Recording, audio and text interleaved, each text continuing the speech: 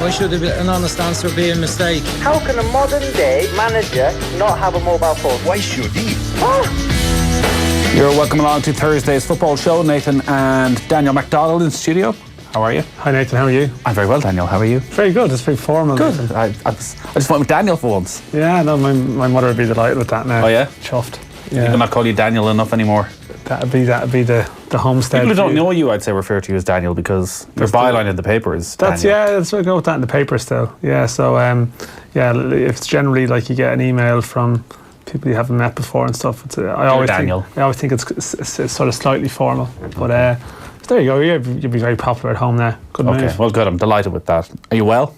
Yeah, I'm not too bad. You've recovered from Dundalk's European exit? I did, yeah. No, I saw you trying to gain entry to the ground the other day. I gained entry. With your two kids there with you. Well, my kids have a reputation now. Yeah, it was sort of, they were in tow. I saw you just going from entrance to entrance, just kind of saying, you weren't throwing the whole, you don't know who I am card, by any chance? No, I wasn't. It's possible. The problem there didn't look to be negotiations ongoing. I do have a photo of this. The problem I had was that I had 2 tickets to get in. Yeah. But there were 3 of us. And where I had the 2 tickets for was the main stand where the press side is. And that was sold out. Ah. So I needed to get another ticket. Surely with the kids. And eventually they let me swap my 2 tickets for that side for 3 tickets for the other side. So that's where the negotiations were going. At no stage did I pull excuse me. Are you sure? Now, I mean, you were chatting for a while. Well, because it was quite a complicated procedure. Yeah. I would never do such a thing. I'm pretty sure I saw you take out a wallet and a badge and, No? That didn't happen. Maybe it didn't happen. That didn't happen. How dare you try and insinuate such things about me? I've entered a interesting period without turning this into the dadcast. So my youngest son has become an insane football fan in the past month and gets very emotional about it. So he went to the match and obviously was a Dundalk supporter. For the night. But after half an hour was having an absolute meltdown. And the things he wasn't saying about Dundalk. Oh, really? And why was he supporting Dundalk? And he was never supporting Dundalk again. Oh, no. He was turning his back on the League of Ireland. After half an hour, and how was he after 90 minutes? Was he still traumatised? He still fully couldn't understand. He couldn't get past the mistakes early on. Yeah. Why are the other teams so good? Why are they so good? Why are Dundalk useless? I'm like, they're not useless. I'm like, they're the best team in Ireland. What? How could they be the best team in Ireland? Yeah, the first half hour wasn't a great barometer. So it was answering questions to a child about the League of Ireland is it's a challenge. It's a difficult thing. Yeah, but it's an important rite of passage as well. You'll remember that in years to come. Watching Irish teams being... Well, they weren't played off the park. They weren't really played off the park at all, no. But their goalkeeper was brilliant. Their goalkeeper was fantastic. That guy is heading for the top. He's only a young lad. Yeah, he's only around 21 or so. And he's a giant. Yeah, no, I saw a sort of... I think there was quite a few representatives of, say, other clubs there the other night and stuff like that. And I wouldn't be... You're thinking, what are they looking at here? And really, the big, giant 21-year-old who's saving everything... Dominic Grief is his name, but Grief spelled Greif. I'm pretty sure we'll be hearing his name again in the future. Good Grief, was that the headline? No, it wasn't. But I could have gone with that. Yeah. Thanks for that 2 days later, Nathan. Well, if there's a Saturday, it wasn't defining enough. Reflection. It wasn't defining enough for the outcome. I don't think his saves. To be fair, does that defeat have much of a knock-on impact on Dundalk? I don't know. I don't think so. I think they'll probably refocus and try and dominate domestically again. I see the Riga team that they knocked out on penalties in the first round, who looked pretty average, it must be said, have somehow managed to keep going in the Europa League. They knocked out the Polish champions in the next round and the Finnish champions in the next round today, and they're all the way through to the final playoff round. So it's funny, you can have your perceptions of teams in Europe, like the Shamrock Rovers with that Poland Limassol, and they've beaten Austria Vienna in 2 legs. So their performance in hindsight is probably aging quite well. So you can engage in deep analysis of it, and I think the Dundalk will probably know they can do a lot better. We touched on it a small bit last night, but I think they'll probably refocus quickly enough, and hopefully, I think probably the lesson is they need some quick. Bit more quick, dynamic, attacking players like Bratislava had. Now, I mean, they're not going to be able to afford the players that they have, but maybe they've just lacked in a certain attacking area in Europe this year. I'd imagine if you told Vinnie Perth before the game that they'd have had as much of the ball as they had in the final third Yeah, he would have been delighted, but they just did nothing with it. Yeah, and like, even the Riga game in the first 2 games as well. Okay, Karabag were a fair bit ahead of them, but they just lacked that quality. But I mean, I said this to Joe the other day. I mean, you could be talking about an Irish football problem there, really. You know that we're not blessed with dynamic attackers at the moment, really. And you talk senior team, you can drop it down. We hope that's going to change. Obviously, we've got a fair bit of excitement around Troy Parrott and at senior level, you know. But even, you know, domestically we're sort of struggling for up and coming strikers. David Parkhouse at Derry is going pretty good, but he's actually in the Northern Irish setup, you know. So in terms of around the league, it's definitely a failing. It certainly did actually real top quality strikers. You had a story this evening about Dan Carr, Shamrock Rovers. Yeah, it looks like to the Apollo Limassol who actually knocked him out. So was he the one player that it's funny? Limassol looked at? It's funny how this happens. I think a couple of years, like remember a couple of years back, David McMillan nearly joined Rosenborg. I think I'm sort of hopefully my memory's not failing. I certainly had a bit of interest, and like sometimes like these ties. Yeah, I mean, I think Apollo wouldn't have just to watch Dan Carr play in the 2 games against them. Where actually, I thought in the second game he made 1 or 2 errors, but they probably would have scouted them in the previous round against Brann, where he did come on and make a difference. And yeah, possibly they've identified a weakness in their squad, and he might have some of the attributes that they need. So it's funny how these European games can open doors. A game in Zayed years back as well might have had an approach off the back of a European game. I think it sometimes does happen. So yeah, that's a bit of an unusual one. But he's also English as well, Dan Carr. So Dominic Grief's Wikipedia page has already been updated. Oh, he has the potential to be world class after his performance for Slovan against Dundalk in the Europa League, where he produced several stunning point blank saves, including a penalty save. His reactions comparable to a cat. That's clearly his agent. I mean, I'm only surmising that or a very reasonable Dundalk fan who wasn't that bitter but decided to ham up the opposition on Wikipedia in the aftermath. More than likely the agent, though, I would have thought. Made his international debut in May for Slovakia, headed for the top, according to Wikipedia. I remember at a game last year I watched Dundalk play, I think, Levadia Tallinn, and they had a couple of decent players, and yeah, like chatting to 1 or 2 like agents and people like that, they were like, oh, actually, you know, there's a couple of decent players here, like what do you do? And like they try and find the lads on social media, like try and find them on Instagram or Twitter or whatever it might be, follow them, strike up a connection and try and become like, you know, a third party for their moves in Europe. Like, it is funny the market that can stem out of these European games. Like it can take you in a strange direction, and I wonder like how I don't entirely know how this approach for Dan Carr has come about in terms of where it came out of initially, in terms of you know, was it is there an agent prominently involved pushing it, or is it just simply the manager or someone? He's out of contract at the end of the year, so I think I don't think it's going to be a massive fee, but it's probably going to work out well for all parties if it goes through, I think, because I don't even think he's first choice for Rovers, ironically enough. So there you go. Rosenborg were said to be eyeing up David McMillan in 2017 before they landed Nicholas Bentner. Yeah, didn't go particularly well. No. That was when it was. Okay, yeah. No, because definitely McMillan got a bit of interest off the back of his scoring exploits in Europe. So it can happen, definitely. We had John Giles in earlier. You can listen back to that on offtheball.com, chatting about the opening weekend of the Premier League season and the Super Cup as well. He was full of praise for Harry Maguire, as he was last week as well, saying maybe Manchester City missed an opportunity there to get a natural replacement for Vincent Kompany. A lot of texts in, as always, after John was on. The over-the-top praise for Maguire is ridiculous and funny at the same time. Manchester United won't get top 4 this season. Ollie won't be at the wheel by Christmas, says Barry in Waterford. There has been... maybe there hasn't. Has there been an over-the-top reaction to the way United beat Chelsea? Yeah, I think possibly. I don't know. I mean, it depends. Like, what's your extreme upper end reaction? Is this Gary Neville saying they'll win the league before Liverpool in the future years? Is that the extreme? Did Gary Neville say that? He said that on the Sky panel. We pumped out a bit of audio at some stage this week. Yeah, he said they're going to win a league before Liverpool do. Well, Joe will have to question him about that at our Cadbury's Roadshow. Oh, nice link there. Yeah. Well, I'll be just sitting there going, Gary, great point. That's what he said. So, right. So maybe that's the extreme end of the scale. I mean, they were pretty good, but Chelsea probably played into their hands a small bit as well. Here is Gary Neville saying such a thing. Liverpool, City, Tottenham, all these clubs have had poor recruitment policies over the last 25, 30 years at times. So United are going through one at the moment. Eventually they'll stumble upon the right recruitment system, the right recruitment people. They'll get a great manager, hopefully that's Ollie, and they'll start to win again. That's going to happen. I can guarantee you as clear as day, Manchester United will win again. They will win again, no problem. They'll win the league. They'll probably win the league before Liverpool, in my opinion. And that's not being disrespectful or anything. They'll probably win the league before Liverpool. You won't win a European Cup before Liverpool. Well, maybe not, but I think they'll win the league before Liverpool. They're more ripe, they're closer than you think, and it's not as bad as you think. That's always the way it is. And Liverpool, Salah's going to leave in the next 12 months. I can see it already. He knows. He won't say it. Liverpool, he won't say it. Is this a Man United question? He won't say it. No, but what I'm saying to you is, Salah will leave.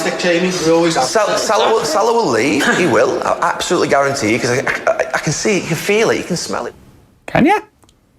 Not when I can't, to be honest, no. So Where was that from? That was a Sky debate. I think. Sounded like it was in a pub. Yeah, it might be like a Sky. Basically, it might be a Sky roadshow of some kind, I think, or some event like that. So that was doing the rounds. Yeah, so one roadshow people want to be a part of. He does 5 or 6 a week. Obviously, September 4th. Obviously, that's tomorrow morning. Obviously, this is the one roadshow that he's circled in his diary. Exactly, but the good stuff. Like, he's not doing any other roadshows of any kind anywhere at any point. What sort of contract have we tied down to it all? Yeah.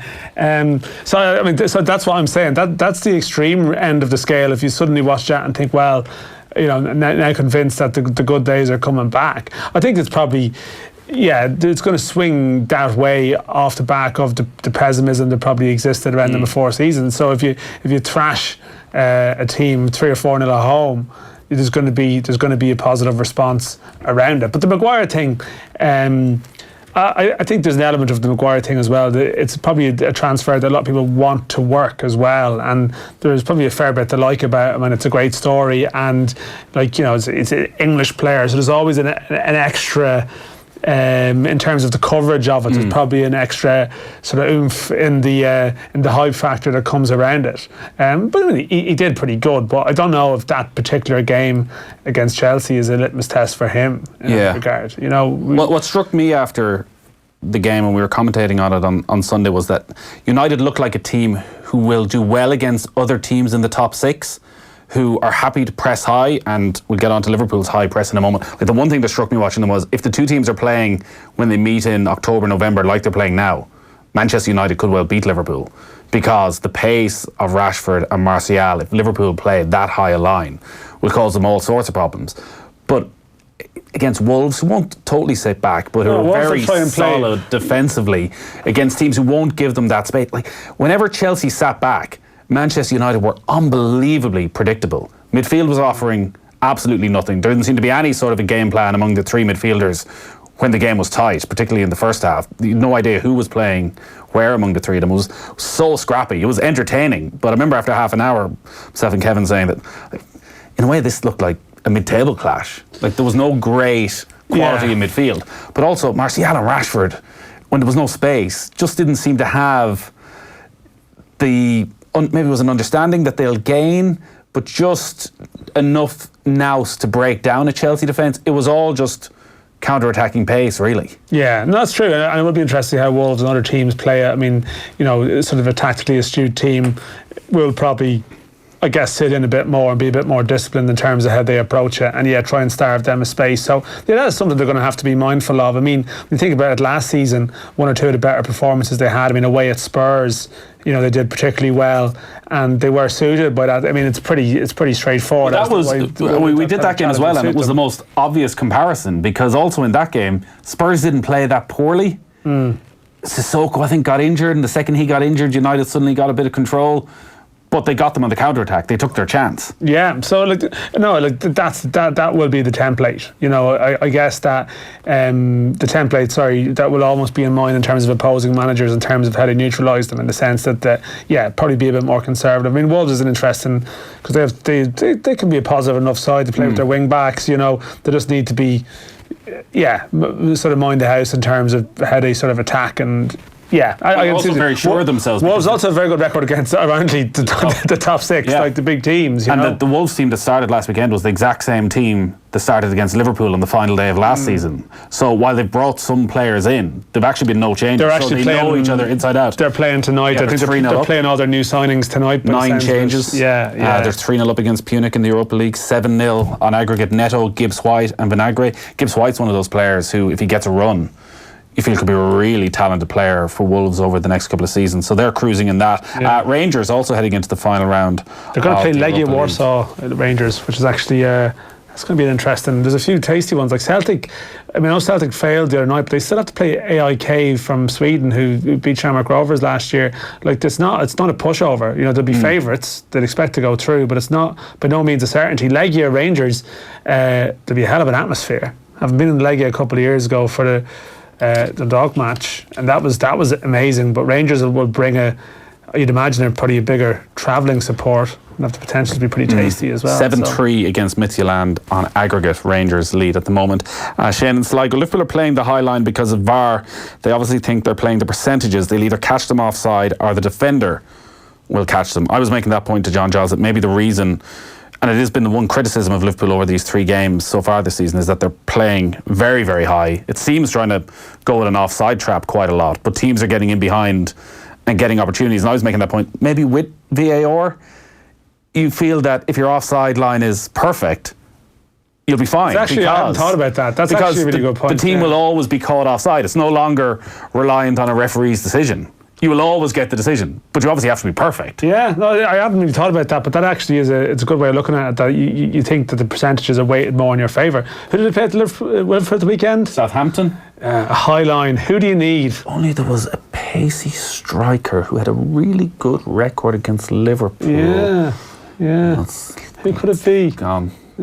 Is he the oldest Irish player in the Premier League Probably this play year? Michael Obafemi. Well, I was actually Michael going to say we could have two stakes in the game. I know Shane Long wasn't involved last weekend. But he's been saved. Maybe he was being saved for this particular And also game. they did lose. Obafemi was brought on as their first sub. Right. Sort of 25 minutes to go. So I imagine there's a very good chance he'll mix things up. Actually, I mean, when you think about it, if you do look at it's pretty obvious. You look at the way Liverpool have operated, it is the game for the speedier striker. Absolutely. It probably is made for. So I would be After surprised. extra time in a Super Cup final. Yeah, I'd be surprised if one or both. I'm not sure what Long's situation is, but I'd be surprised if one or both weren't involved at some stage. 53106 is the text number. We're live on all our social channels. Do get in touch. And speaking of Liverpool and the Super Cup final, there was very much an Irish involvement last night. Michelle O'Neill was part of the first ever all-female officiating team for a European final, and she's going to join us on the line next.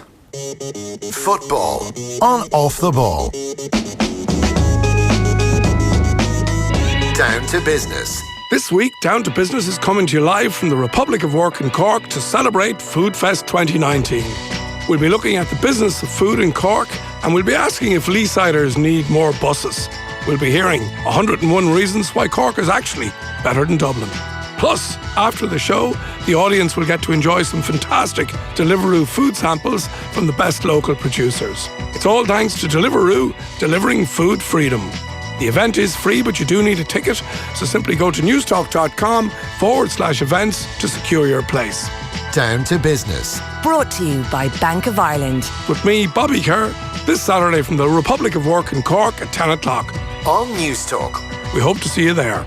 College is going to be great, and imagine what you can do with an extra €300. Buy any computer or Apple Mac 699 or above at Harvey Norman, and we'll give you up to €300 cashback. We've got all the biggest brands like HP, Acer, Lenovo and Apple, with savings of up to €200. And our technology specialists will help you choose the right product, set up your computer, and even help transfer all your important files. So call in store or shop online, only at Harvey Norman. You might not hear the sound of leaks in the complex network of pipes beneath your feet. But Irish Water is working to fix over 1,500 leaks every month. 43% of Ireland's treated drinking water is lost to leaks before it even reaches our taps. Our National Leakage Reduction Programme, to help conserve this precious resource, has dedicated teams working with local authorities to save 166 million litres of drinking water daily by 2021. For more information, visit water.ie. Irish Water, safeguarding our water for our future. This work is funded by Project Ireland 2040. Don't miss the historic festival at Mondello Park, August 17th and 18th, celebrating 60 years of the Mini. The Family Day on Sunday will have historic food vendors, live theatre, music and lots more, with prizes for best dressed in historic attire. A great family day out not to be missed. Tickets $12.50, under 16s free. See mondellopark.ie for more. Have a great evening with itsforwomen.ie. Don't live your life on hold. Get a quote now at itsforwomen.ie and see why we're trusted by over 130,000 women in Ireland. Off the ball. This is News Talk. All right, you're welcome back to the football show. Nathan and Dan in studio. So last night was a historic night for officiating in football, as for the first time it was an all-female officiating team in charge of a major final in the men's game. Stephanie Frappart of France was the referee for the European Super Cup final between Liverpool and Chelsea in Istanbul, and Ireland and Wexford's very own Michelle O'Neill was there as well as assistant referee, and she's back home, and I'm delighted to say she's able to take a call. Michelle, congratulations. Thanks very much. Compliments from both managers after the game. You must be pretty happy with your night's work. Yeah, we were actually absolutely delighted now with our decisions on the night, and everything went well. So we were very happy. How long does it take to wind down after a game like that? Probably about a day. You're still buzzing? Yeah, totally. Because after the game, and then you have your discussions, and then it's very late at night and trying to sleep and travel then the next day. So I'm only in the door, really. So, do you watch a game back pretty quickly? Like, are you rushing home with it recorded to see how it all went? Are you second guessing yourself all afternoon? No, because pretty much you know the decisions straight away because of VAR. But I would look at some images. Not today now, but the next couple of days I'll probably look at a few different situations and stuff like that. But we pretty know the decisions on the night. So, when did you find out you were going to be involved? Only about a week ago. Right. Yeah. And how did it come about? Was it from the officiating at the Women's World Cup final? We have your jersey from the Women's World Cup final behind it. Was it a follow-on from that, do you think? It would have been, because that was pretty high stage, and the football was very high standard at the Women's World Cup this year, and we had a great performance, our team. But Stephanie Frappart was in the UEFA course. They have a summer course, and she had passed the men's fitness test, and then she was selected there to officiate then the Super Cup final, and she was asked to bring her team, which is us, from the Women's World Cup. So it was pretty much that way we were informed. So it was awesome, actually. You're obviously getting well used to these big experiences now, and having been to the pinnacle of the women's game and refereeing and being involved in a World Cup final, and obviously you're refereeing in the League of Ireland on a regular basis. Was there a difference in the pace of the game last night to what you're used to? Well, there's a different pace in terms of individual players, but in terms of counter-attacks, there'd be a lot more counter-attack after counter-attack in attacking phases in last night's game, compared to, say, the World Cup, where it is still a fast game, but there wouldn't be as many counter-attacks in such short space timings. That's probably the only difference. Other than that, it's still the same kind of, the technical game is coming up now on the women's side as well as the men's side, so they're joining together. Yeah. Is that something, Michelle, you would prepare for beforehand, like as an officiating team? Would you have, watched recent games or had a discussion about how this game might be different in that respect, that there's going to be more counters, that you have to be maybe mindful of this? Oh, definitely, yeah. We had we have our guy, a match analyst, Cristiano. He's from Spain, and he would send on about 100 slides with so much different tactics of each different of Chelsea as well as Liverpool, and we'd have videos every single game for the last season. So we would watch and study both sides a lot, and then we would discuss tactics, and we discuss about the game and how we think the game is going to be played, and then so we're ready for the night, you know. So yeah, there's a lot involved behind the scenes that people would forget about. And are you relaxed around the game, ahead of the game, as the game's getting underway? Are you pretty much on edge? No, I'm pretty relaxed. You know, because for me, because I would be training every day and preparing for this both mentally, physically, that I'm more excited, more emotional than nervous. You know, I don't really get that nervous. I'm just kind of really excited about the games and then ready, and I can just quickly focus very good in terms of refocusing even in a game. If anything was to go wrong, I can still focus for the next decisions and stuff like that. So no, I really love doing what I do. So yeah, I don't let nerves get in the way. Jurgen Klopp and Frank Lampard both had good things to say about the officiating team. Jurgen Klopp said that his team were very happy with everything. He wasn't happy with the penalty decision. Obviously, it's not important anymore because they won the game, but he said they were good. They were really good. There was pressure on them like hell. It was a historic moment, and they stayed calm and did what they had to do in a very difficult and intense game. I couldn't have more respect. It was a really brilliant performance, and those type of comments, I think, were echoed by everybody who was analysing the game after the game. Before the game, I don't know if you heard these comments from Graham Souness when he was asked about the team that were officiating and about Stephanie Frappart being chosen as the referee. He said, do you think she deserves to get this game after taking charge of 2 senior games in French football? Let's say we're senior referees in French football. We've done 7 or 8 seasons at the highest level, and yet we don't get anywhere near UEFA competition. It's not about being a female refereeing a game. I just think there must be better qualified referees that'll be sitting in France right now asking questions. You need to do more than 2 games in the big league in France, 2 games at the highest level. You're untested. That's a fact. That's not just my opinion. I'm not sure if you heard those comments or you have any thoughts on them. No, I don't listen to any kind of comments or media or anything like that. That's the one thing I wouldn't do before games, you know, because I think it's people just trying to make stories as well and just trying to, I don't know, voice their own opinions, as so to speak.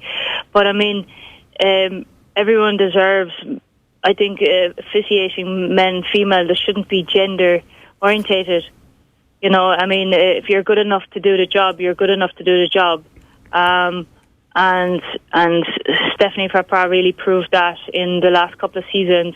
I mean, she's been there for like more than 15 years. I mean, so like she's on top of her game at the moment, and she deserves it. She deserves it. It's simple as that. I should say, in fairness to Graham Souness, he was very complimentary after the game about the officiating.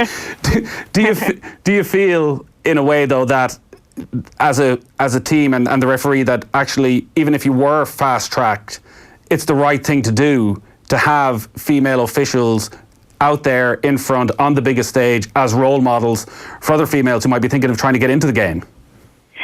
Well, you see, the thing is, I don't think we were fast-tracked. I mean, we've been working behind the scenes before people even knew we were even there. We've been working hard to get to this moment for years, and now it's just because it's in the media and it's out there, and people can actually see what we have been doing for the last number of years. But now, because we were here, I think it's going to be amazing for the female refereeing coming up, because now there's just more. They can see that there's more chances, more opportunities, and maybe then they will see how we were training and get, involved as well. I want to talk to you about a couple of decisions, not just the individual decisions, but the way games are being refereed this season with the introduction of VAR and also maybe some of the changes. And there's differences between how the game has been refereed in the Premier League, it seems, and how it's going to be refereed in European football. The Christian Pulisic offside where he scored and eventually it was given as offside. Initially, you hadn't put up your flag. Is that under instruction to just wait and let the game flow? Did you want to put up your flag? How does that scenario work out from your point of view? Okay, so the new protocol for VAR and offside is when there's a player in an offside position, the assistant referee, delays the flag until the APP, which is the attacking phase of play, is over. So when the attacking phase of play is when you have the possession going towards goal, so you have to see the outcome of that play before you then decide it's offside. So then you're delaying your flag, and then the goal is scored, then you put the flag up for offside. Right. And it's because if there is there could have been a foul in the attacking phase, there could have been, the whole attacking phase has to be clear, clean, in order for that goal to be allowed. So it's more technical, but no, we are trained that way. So we are trained to delay our flag until the outcome, and then that's when we put the flag up for offside. So is there any reason then for you at any stage to put your flag up for offside? So I'll put my flag up for offside if it's a two, like if there's 10 yards offside and the attacker is going away from goal or going back towards the goal and going out the way, if you know what I mean. So it's only, I will delay my flag only when there is an obvious goal, kind of goal scoring opportunities. Right. More so than when the play is stopped and if he passes to another player, well then it's his chance of scoring is over. And is that the same in the Premier League, do you know? It should be. Our protocols. Right. So they're only introducing it this year, if I recall. So they've only started it, haven't they? Yeah, they only started it last week. Last week. Yeah. But it's the VAR protocols are there. So it's in the laws of the game. When you're sort of officiating on a game, Michelle, with the VAR, like you're going to be back on League of Ireland duty, I think, tomorrow for Waterford Cork, and you're not going to have VAR there. Like, no. Is it a very different? I don't know. Is your mindset any different in the game? Because I guess last night, if a decision goes a particular way, you know that it's going to go to VAR, so it's going to be confirmed, or you're going to be proven right or wrong very quickly. Obviously, you don't have that option tomorrow night. So, is it different in your mind in terms of your decision-making process? No, to be honest, no. Because last night we go out as a team. We go out to officiate. We go out to make the decisions, and VAR is only there if need be. So tomorrow night's the same. The only thing I won't be doing is delaying the flag. I'll be putting the flag up straight away. Right. That's the only difference. We go out. We make our decisions. Decisions are the same, and offside's offside. So the only difference when you're with VAR is you're delaying your flag. Do you feel with VAR as well? So say the penalty decision that was given for Chelsea, and even out in the office this evening, we were still disagreeing with it, and certainly on some of the coverage, the TV seemed to be implying that they had different angles to the VAR people, that they had more angles, which in one way wouldn't make sense. Are you at the end of the match then, and that could have been, say, a controversial decision, it wasn't in the end because Liverpool won the game, are you very confident without even seeing a replay that you got that decision right? Because if you hadn't, VAR would have come in. Yes, we're very confident. Stephanie Frappaz is so confident with all her decisions, and when the penalty decision was made, it was with no hesitation. She explained exactly her content of what she saw and exactly her decision, and VAR then quickly will do their check, and they confirmed that the penalty was a penalty. If it wasn't a penalty, they would have called for an on-field review if they seen something different than what she saw. And that's what the VAR intervention is. The other question I had about one of the rules was the handball rule, which again, it's from what I've heard, the Premier League are using a slightly different interpretation. Last night there was an incident in the first half where the ball hit Christensen on the hand, but on the arm, but his arm was in front of his body. Certainly what I read initially was that there's no unintentional handball anymore. If the ball hits your arm, it's a free kick. Have I that wrong? Yeah, you're kind of slightly explaining it differently. So, I mean, if your hand is in a natural running position and the ball hits your hand, in natural position, it's not handball. If your hand is in an unnatural position, in terms of how you run and jump, well, that's handball. If you're making movement, if you're making your body bigger, that's handball. So does that explain a bit more to you? Yeah, I think so. I guess the difficulty, and maybe this is where VAR comes in very handy, is that you can actually review it and see what's a natural position, because I'd imagine trying to see that from the naked eye would be quite often pretty difficult.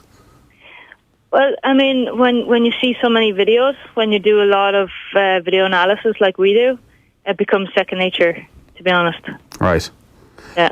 What's next then? Waterford Cork tomorrow night. What are the ambitions for the coming season? My God, I mean, I just came back from a Super Cup. You've fulfilled your ambitions for the season. Celebrating this moment now today, and then I'll concentrate on tomorrow's game tomorrow. All right.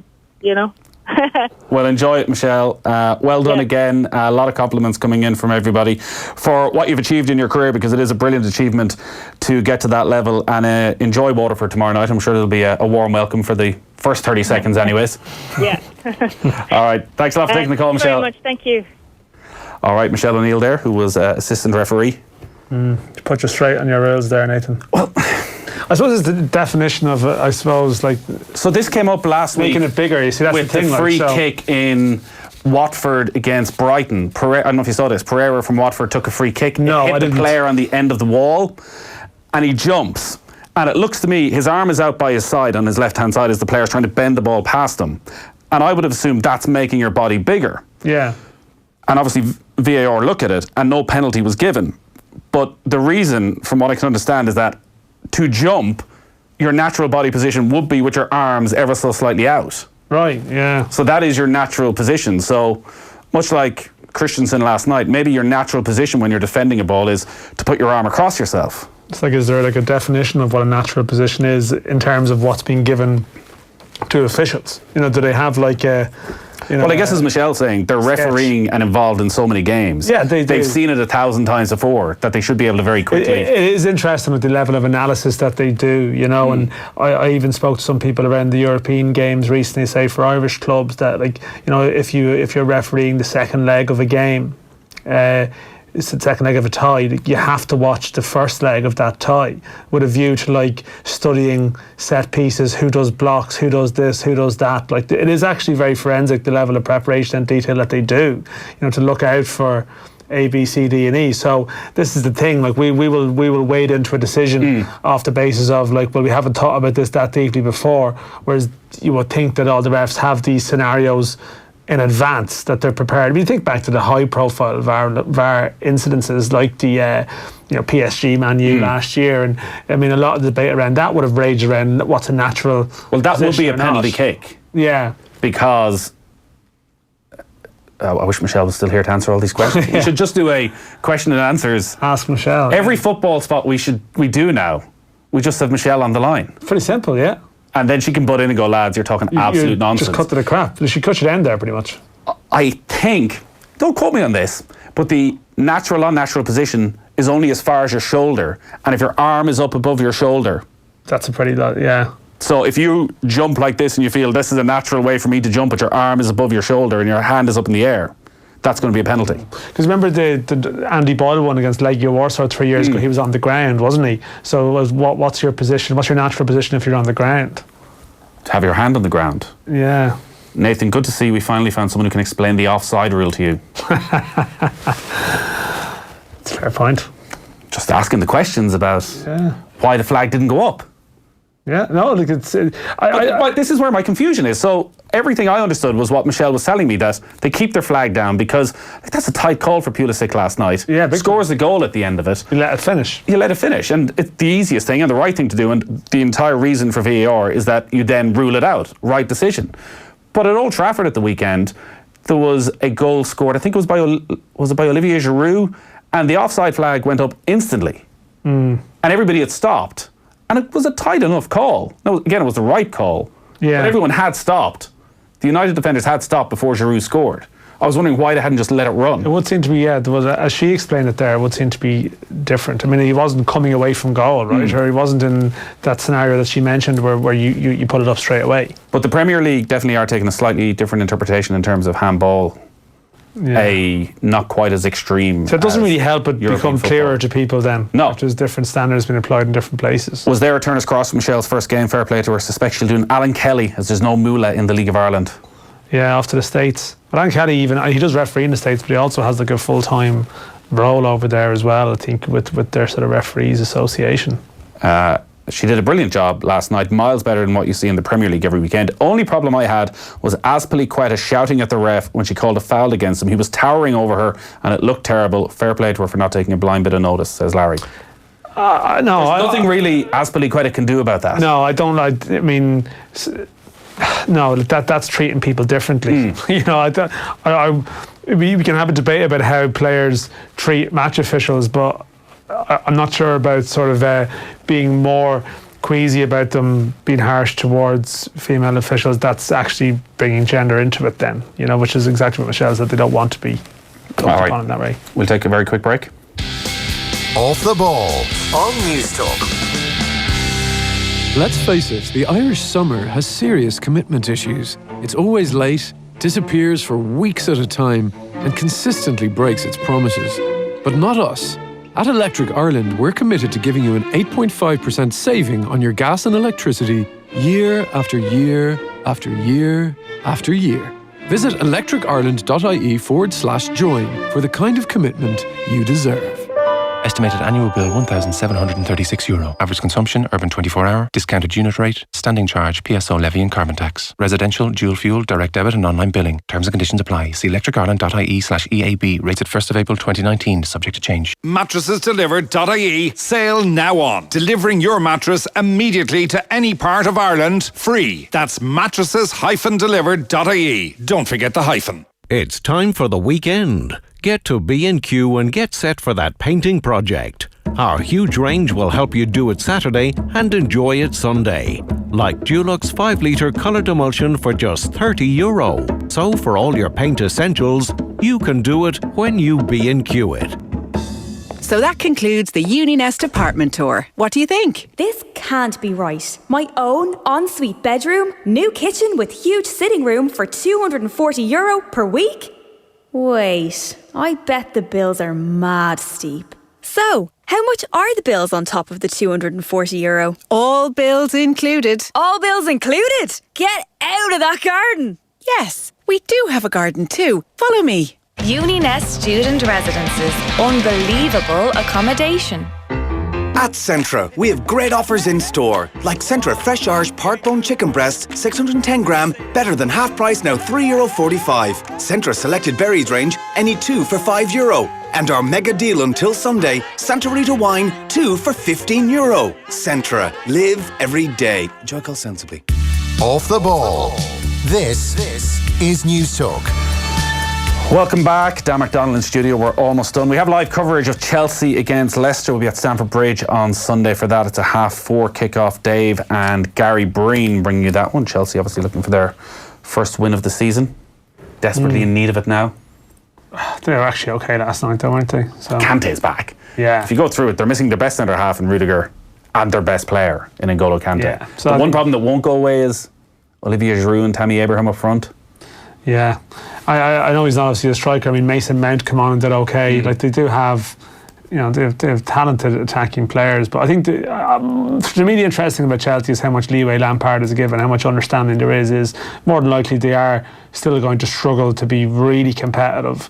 So if they are meandering along in sort of 5th, 6th, what's the patience levels? Will that understanding be applied because of the transfer ban, or will Chelsea just do Chelsea things? Surely it'll have to be. I would have thought, it helps. You can't sign the players. I would have thought someone with that status, it would help. But it depends. If they're completely chronic and disorganised, I'm not sure how much. Which we have seen happen Chelsea before, when they're far more experienced. I'm not sure. I think the understanding will go, if they get turned over regularly, 4 or 5 goals, then there won't be that understanding there. We're back on Saturday afternoon. Myself, Dan, Johnny Ward, Damien Delaney. Yeah. I don't have our music for Saturday afternoon. What's your music now? For when there's an Irish goal scorer. Oh, yeah. That's our new thing on a Saturday afternoon. The whole country's talking about it. They are. We had no Irish goal scorer last week. We didn't. Even after we left. No, there was no Irish goal scorer at all. Did you hear the story of what happened? So last Saturday we some of us may have left the studio half an hour early. Left at 4:30 to go to Mayo against Dublin. So myself and Johnny. Unprofessional was the word that sprung to mind. Myself and Johnny got a taxi up. Taxi driver who brilliantly was listening to the show and knew how much of a rush we were in, and got us to Croke Park in 12 minutes. Fabulous. So we get out, we're walking down, we're pumped. It's Mayo, Dublin, packed house. Johnny goes, "You have my tickets, don't you?" I was like, "No, I gave them to you when we were leaving the office." He's like, "No, I didn't. I'm telling you, I gave you the tickets when we were leaving the office." "Well, I don't have them." Ring the taxi driver, they're not here. Johnny was eating a sandwich as we got out of the taxi, threw the tickets in the bin. Yeah. Has to stroll back a few hundred metres and go rummaging through the bin outside Croke Park just before a big match for his tickets. That's not pretty. For some people, that's a remarkable event, but for Johnny, that's just another event in a day. If you bring up that story with him on Saturday, he wouldn't wonder why you're even talking about it. This is a standard occurrence. I was in Backy with him recently, checked out of the hotel, forgot his passport, forgot his stuff. We ended up having to bring it down later on. This is just a normal day in the life. I did get the sense that he was going, I could go back and get the tickets. I could just keep walking and presume I'll meet somebody else. Yeah, he'll probably just give me 2 better tickets. He just wanders on. Anyway, every single Saturday from 1 to 5, if you hear this noise, what could it mean? It could only mean good things for Irish football. Yes. If you hear that, it means an Irish player scored in the Premier League. And you're going to win yourself some prizes. Yeah, it's a good initiative. It's a great initiative. Adrian Barry was suggesting we extend it to the championship, but we're doing a cost analysis of just how much that may end up. You have to do a different song for the championship and an inferior prize. Oof. Wow. So you know what I mean? So it's one grade down. That's fair enough. And so I don't know what song do you go? You have to go for one of the other anthems. You have to go for Rocky Road to Poland. Rocky Road to Poland, yeah, or the 2002 one. Here Come the Good Times. That was okay. Wasn't too bad. I'm not saying it's bad, but it's more championship than Premier League. We'll think about that. It's a perfect. We'll be back to you on Saturday with an update on. But if you hear that music, Here Come the Good Times. So people are driving around they hear that on a Saturday, they go, something good has happened for Irish football. Yeah. It's a thing of beauty. Discussions ongoing tomorrow about what the actual injury watch coming up to Switzerland as well. You also have a somber one for an injury. Pump in some Damien Rice if someone's got an injury. Damien Rice, because he gets confused with Declan, and it means bad things for Irish football. Bad things have happened. That's what I hear you. Tomorrow night, so that's Saturday afternoon. Tomorrow night, though, rugby and off the ball is back, Dan, in a big way. We'll have Ronan O'Gara in studio, not by himself though, with Brian O'Driscoll. What's that? And Ger Gilroy. 18. If you're keeping an eye on social media, you'll be able to watch that chat live at around about 4 o'clock tomorrow. It'll be on the radio tomorrow night. And if you can't wait that long for your bod fix, get onto youtube.com/off the ball now to watch the sit down chat Brian O'Driscoll has done with Dennis Hickey. All our rugby coverage with thanks to the Vodafone team of us, everyone in. We'll also have Friday night racing with jockey trainer Warren O'Connor. OTB AM is live on all our social channels from 7:30 tomorrow morning. You can also listen on OTB Sports Radio and the Go Loud app. Special guest tomorrow morning, me. Oh yes, I did agree to this. I'm going to be on OTBM tomorrow morning. Are you the only guest? I suspect that's one of the reasons why I'm on, that it was a struggle to get people. But I will be there. You can come on as well if you want. Take the call. I'll leave it to it. Tom Dunn is up next. We'll talk to you tomorrow. Good luck.